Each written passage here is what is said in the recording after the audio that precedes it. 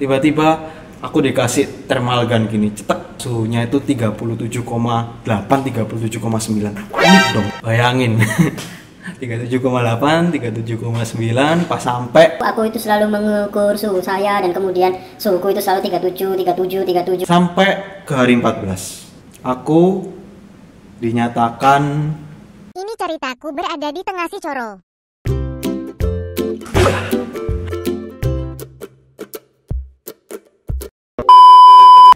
Dari cuplikan yang tadi, suhu mendekati 38 derajat, 37,9, 37,8. Jadi tonton video ini biar kalian ngerti kenapa kok bisa suhunya seperti itu. Aku akan cerita waktu aku berangkat ke Taiwan.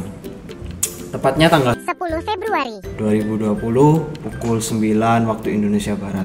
Dari Sidoarjo naik mobil menuju ke Bandara Juanda. Sebenarnya ya sebelum aku berangkat itu galau banget.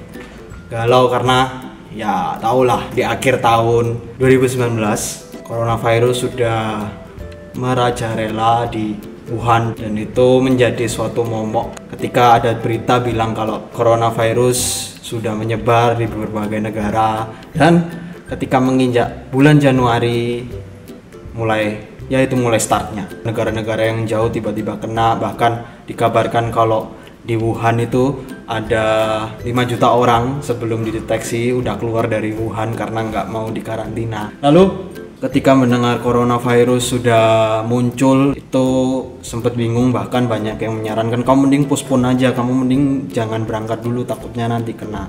Sebenarnya kalau ditanya takut ya takut, cuman kalau misalnya aku nggak berangkat nanti semakin ke depan semakin bertambah waktu dan semakin bertambahnya hari, virusnya akan semakin parah.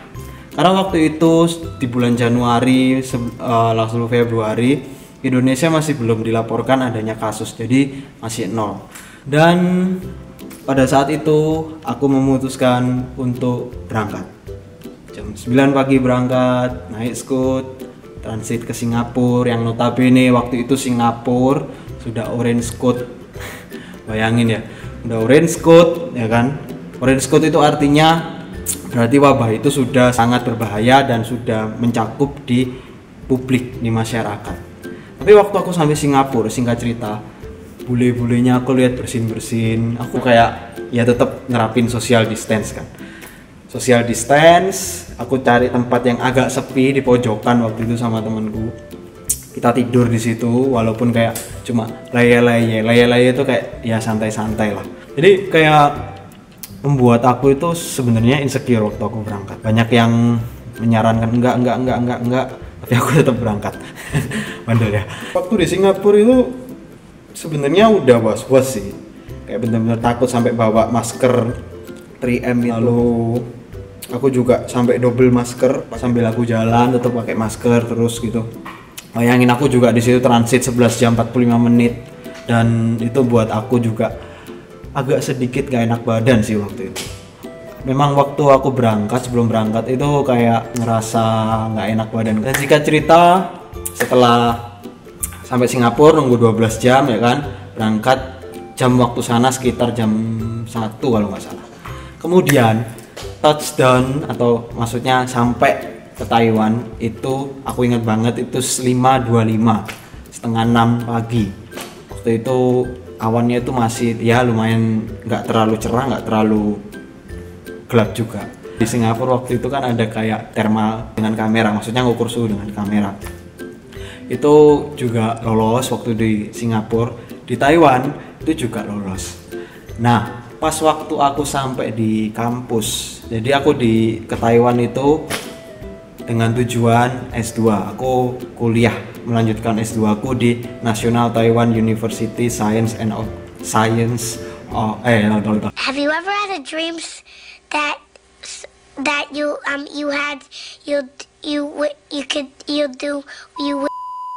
National Taiwan University of Science and Technology atau NTUST. Orang-orang bilangnya entus. Tapi beberapa orang, kalau orang lokal Taiwan bilangnya Taiketa. Aku di sini tujuannya S2, bukan tujuannya buat liburan. bukan.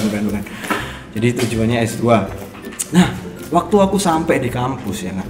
Waktu Aku sampai di kampus, ngambil kunci. Nah ternyata pas ngambil kunci itu ada yang namanya screening. Nah waktu screening tiba-tiba aku dipanggil gitu, baris, panggil namaku, terus kayak check in ya kan, check in lalu nulis data dan sebagainya. Tiba-tiba aku dikasih thermal gun gini, cetek.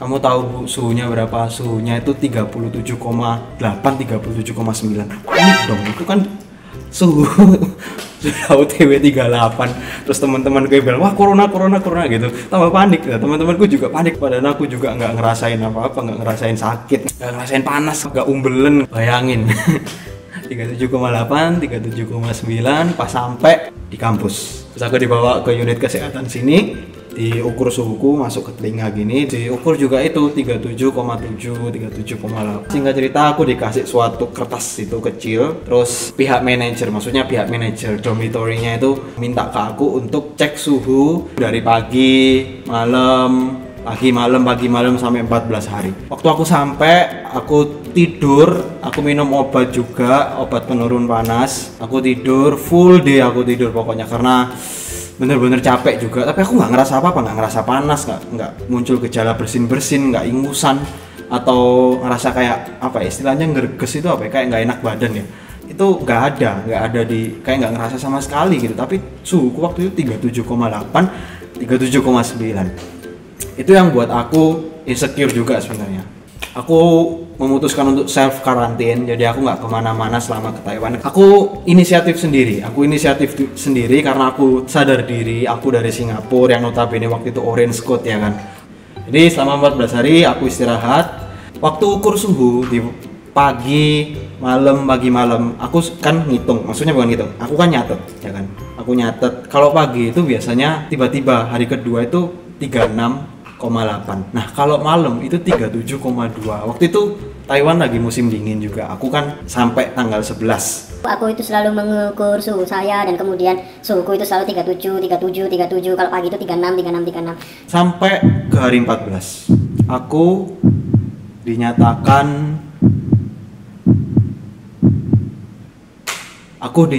tanpa sehat. Aku dinyatakan tambah sehat, guys. Kalian tahu, selama 14 hari aku di Taiwan, berat badanku malah nambah. Malah nambah berapa kilo? 2 kilo, gila gak sih? Jadi, selama 14 hari, aku nggak apa-apa, guys. Nggak ada gejala-gejala yang dituliskan orang yang terkena corona. Sebenarnya, aku juga ngerti, aku itu berpotensi untuk waktu di Singapura, waktu aku perjalanan, apalagi naik pesawat, itu kan banyak orang foreigner, maksudnya banyak orang asing. Aku lihat itu ada orang Korea, ada orang Cina sendiri, terus ada orang bule dan sebagainya.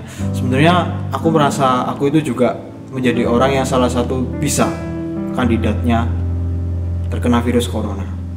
Tetapi sampai sekarang tanggal 3 Juli, ini sekarang 3 Juli 2020, dan kalian bisa lihat aku di video ini, itu berarti sampai saat ini aku sehat. Ini adalah penyertaan Tuhan. Ini benar-benar aku thank you banget sama Tuhan. Itu tadi adalah ceritaku waktu aku menghadapi pandemi ini, si Coro ini dari Sidoarjo ke Taiwan. Nah, buat kamu yang mungkin sedang bekerja, kuliah, ya mau nggak mau harus keluar, mau nggak mau juga harus wisuda online ya kan. Tulis cerita kalian di komentar yang di bawah. Aku juga kepo nih, apa cerita kalian tentang pandemi ini. Itu tadi ceritaku. Di Taiwan itu kasusnya sudah 448 case, tetapi yang sudah recovered atau yang sudah sembuh itu 438 cases ya. Udah 438 kasus. Yang notabene kalau kalian misalnya hitung 438 per 448 kali 100% itu kurang lebih 97% orang yang terkena virus corona itu sudah sembuh. Dan 10 orang sisanya itu sedang berjuang untuk sembuh. Nah, kasus di Taiwan ini selama dari Mei atau April sampai ke Juli ini, Taiwan sudah berhasil, bisa dihitung berhasil lah. Taiwan itu hitungannya masih dekat dari Wuhan ke China atau dari mainland China ke Taiwannya sendiri. Itu sekitar masih ratusan kilo lah. Penerbangan Wuhan ke Taipei, Wuhan ke Taiwan itu jutaan per tahun. John Hopkins memprediksi Taiwan menjadi negara kedua yang nanti bakal terkena virus corona yang paling besar, maksudnya gitu. Tapi sekarang masih di angka 448. Kok bisa ya?